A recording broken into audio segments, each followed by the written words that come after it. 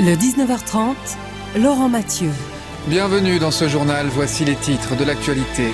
L'Amérique plus divisée que jamais. Hier, la Cour suprême a abrogé le droit à l'avortement. Des milliers de femmes, des millions même, sont concernées. Les réactions se multiplient, comme nous l'expliquera Pauline Simonet à Washington. Chez nous, la politique et un nouveau président pour les chrétiens démocrates flamands. Sami Madi a été élu à la tête du CDNV avec près de 97% des voix. On en parle en direct avec Didier Mkwash. Le cri d'alarme des parents d'enfants malades. Trop peu de médicaments contre les cancers pédiatriques sont remboursés, au contraire de leur version pour adultes. Une injustice que nous décrypterons dans ce journal. La journée fermes ouvertes et un objectif, retisser du lien entre les agriculteurs wallons et les consommateurs. Reportage dans un instant. Enfin, des images exclusives de la reine Paola à l'Opéra Royal de Wallonie hier. Au nom de l'amitié belgo-italienne, rendez-vous en fin d'édition.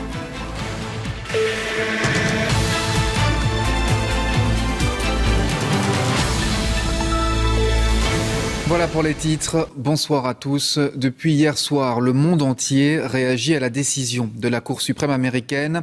L'avortement peut désormais être interdit dans les États qui le souhaitent. Pour les conservateurs, c'est une victoire. Pour les démocrates, un retour en arrière inimaginable. Plus que jamais, ces États-là semblent bien désunis. Nathalie Massard. Les tensions restent vives dans une Amérique déchirée entre partisans et opposants à l'interruption volontaire de grossesse. Aujourd'hui encore, partout dans le pays, des femmes révoltées par la décision de la Cour suprême de torpiller le droit à l'avortement ont défilé, crié leur indignation.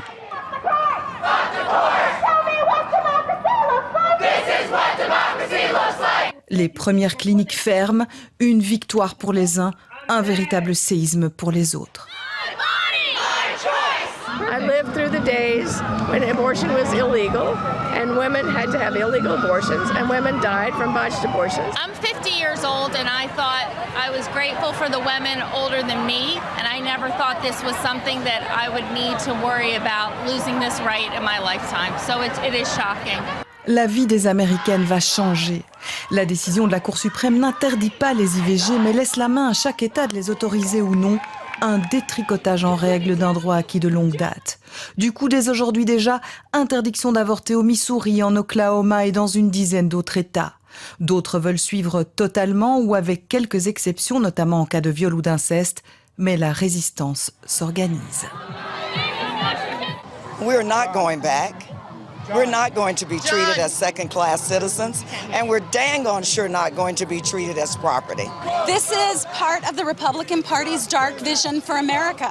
They want to roll back every possible right that has been earned over the decades. Women's rights are human rights, and this decision is the first in a long line of decisions that's going to strip every single right from every single one of us. Mariage pour tous ou contraception, les États plus progressistes comme New York ou la Californie craignent d'autres décisions de la Cour suprême. En attendant, ultra mobilisés, ils promettent de se transformer en sanctuaire pour les femmes des États conservateurs qui voudraient interrompre leur grossesse. Et à l'origine de tout cela, vous l'avez compris, la décision de la Cour suprême américaine. En théorie, elle est censée être au-dessus de la mêlée politique. Sa devise officielle, c'est l'égalité de justice devant la loi. Or, Pauline Simonet, bonsoir. Plus que jamais, la Cour suprême semble aujourd'hui être le théâtre d'un affrontement très politique. Effectivement, jamais elle n'a été aussi politisée et aussi détestée. Il y a d'ailleurs un fait qui illustre bien la situation. La semaine dernière, il y a l'un des juges très conservateurs de cette Cour suprême qui a été menacé de mort et un homme a été arrêté devant chez lui, armé. Et depuis lors, tous les juges de la Cour suprême sont sous très haute protection policière, ce qui n'était jamais arrivé. Donc on est très loin de ces 9 sages censés être au-dessus de la politique. Et pourtant, ces juges, ils ont toujours été nommés par des présidents. Donc ils appartenaient depuis toujours à un camp politique, mais ils étaient globalement respectés, ils étaient globalement considérés comme des gens très compétents. Mais ça a a complètement changé il y a une décennie avec la montée en puissance d'un courant ultra-conservateur, pourtant minoritaire dans le pays. Et puis là où ça a complètement basculé, c'est avec l'arrivée de Donald Trump. Il a eu l'opportunité de nommer 3 juges, fait extrêmement rare en un seul mandat à la Cour suprême, et ça a complètement fait basculer les équilibres, et il a nommé des juges ultra-conservateurs. C'est une sorte de révolution réactionnaire et conservatrice qui est en marche. Et d'ailleurs, il y a l'un des juges qui ne s'en cache même pas. Il a dit hier qu'il voudrait également s'en prendre à la contraception, au mariage gay et aux relations homosexuelles. Donc on a vraiment des déclarations politiques qui changent toute la donne, et ça se reflète dans les sondages. Alors qu'en 2000, il n'y avait que 25% des Américains qui rejetaient la Cour suprême. Aujourd'hui, plus de 55% désapprouvent son action. Donc plus de la moitié des Américains qui y sont hostiles désormais. L'analyse de Pauline Simonet en direct de Washington. Merci beaucoup, Pauline. Et cette décision, elle est commentée et elle inquiète jusqu'en Belgique. Alexander De Croo s'est dit très préoccupé. Les associations de terrain chez nous sont aussi consternées. Alors, un tel renversement de l'histoire est-il imaginable en Belgique ? Comment la lutte pour l'avortement s'est-elle construite chez nous ? Décryptage de Laurent Van den Berg. Mon ventre, mon choix, criaient certaines. Mais en Belgique, dans les années 70, l'avortement est un acte totalement illégal. C'était pour moi important de me faire avorter parce que je n'étais pas prête. Donc j'ai dû partir de la Belgique pour le faire. En 1973, un médecin namurois, Willy Peers, a pratiqué près de 300 avortements. Il est emprisonné une vingtaine de jours avant d'être libéré. Willy Peers, c'est ce qu'il a fait. Il a reconnu qu'il avait pratiqué un avortement sur une jeune femme de 27 ans qui avait été violée. Cette jeune femme était déficiente mentale et on l'a mis en prison pour ça, ce qui a provoqué un raz-de-marée de protestations dans les rues de tout le pays. Il lance ainsi un mouvement de désobéissance civile. D'autres médecins le suivent et pratiquent l'avortement. Mais ce n'est qu'en 1990 que l'interruption volontaire de grossesse, l'IVG, est dépénalisée partiellement, sans le soutien du roi Baudouin qui refuse de contresigner la loi. Celui-ci cesse de régner temporairement. 28 ans plus tard, pour la première fois, des évolutions. En 2018, il y a eu une nouvelle loi qui a permis donc de supprimer, par exemple, l'état de détresse que doit demander la femme quand elle demande une IVG. L'état de détresse qu'on considérait assez culpabilisant puisque une femme peut être sereine en demandant une IVG aussi. Après, donc, en fait, cette loi, elle a aussi sorti l'avortement du code pénal. Sortie du pénal, mais des sanctions subsistent en cas de non-respect des conditions. Pas d'avortement au-delà de 12 semaines de grossesse. Un délai de réflexion de 6 jours obligatoire, il est contesté. Une femme qui a décidé et qui me dit « moi je sais que je veux avorter », je ne vois pas pourquoi je devrais lui imposer de réfléchir alors qu'elle sait ce qu'elle veut. C'est une désobéissance civile assumée, qu'on assume au GACEPA et avec lequel on soutient tous les centres de planning qui décident de le faire, parce qu'on considère que cette loi est obsolète. Comme aux États-Unis, une marche arrière est-elle possible ? Pas à court terme, mais un risque subsiste. C'est clairement encore un droit qui est fragile puisqu'on voit qu'il y a la montée de tous les partis d'extrême droite en Europe et dans le monde.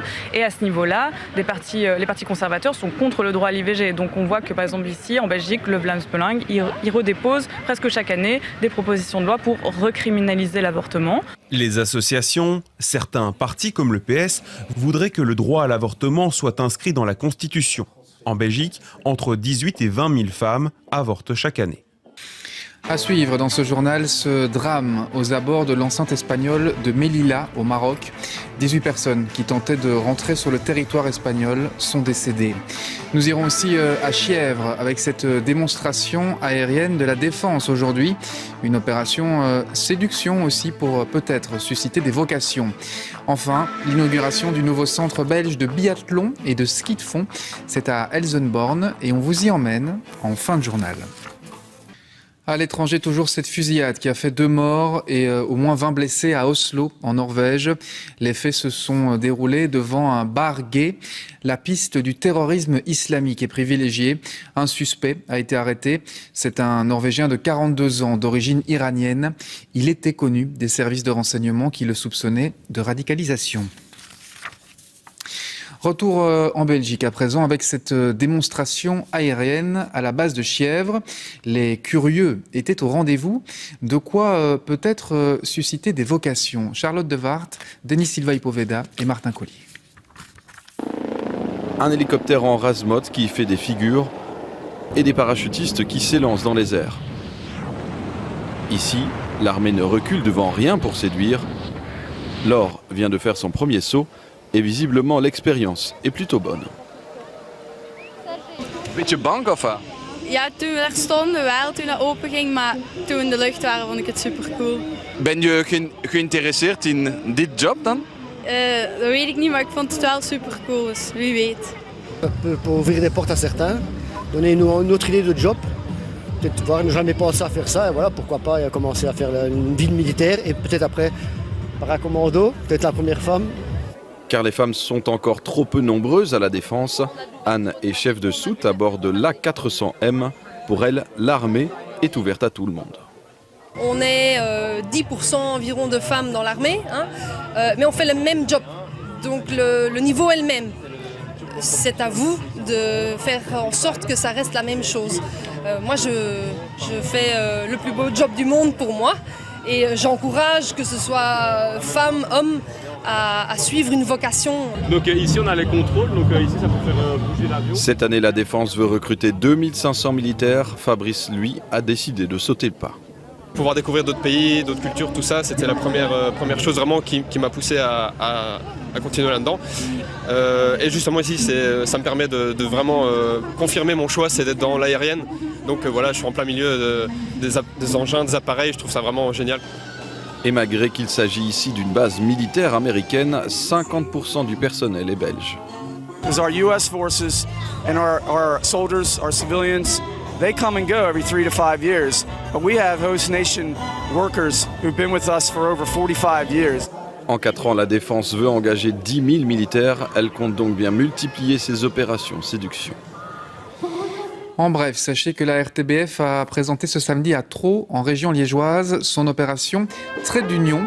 L'objectif, c'est de soutenir, via des activités comme ici, les 10 communes les plus touchées par les inondations vécues durant l'été 2021. Je vous propose d'écouter l'administrateur général de la RTBF.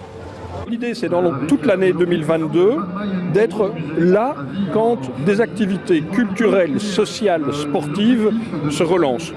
Pour en parler, pour donner envie aux Wallons et aux Bruxellois de venir et pour, au travers de notre contribution, montrer à quel point toute la vallée est en train de renaître, montrer aussi toute la richesse sociale, culturelle, patrimoniale de cette vallée qui ne devait pas souffrir comme elle l'a fait. Oui, ça aiderait en effet. Et voilà qui referme ce journal. Tout de suite, on prendra justement des nouvelles de la météo avec Stéphane Piedboeuf. Ensuite, votre série Alex Hugo avec l'acteur Samuel Le Bihan, suivi d'un retour sur le 69 minutes sans chichi de Jérôme de Warzé. Excellente soirée sur la Une. À demain, 13h.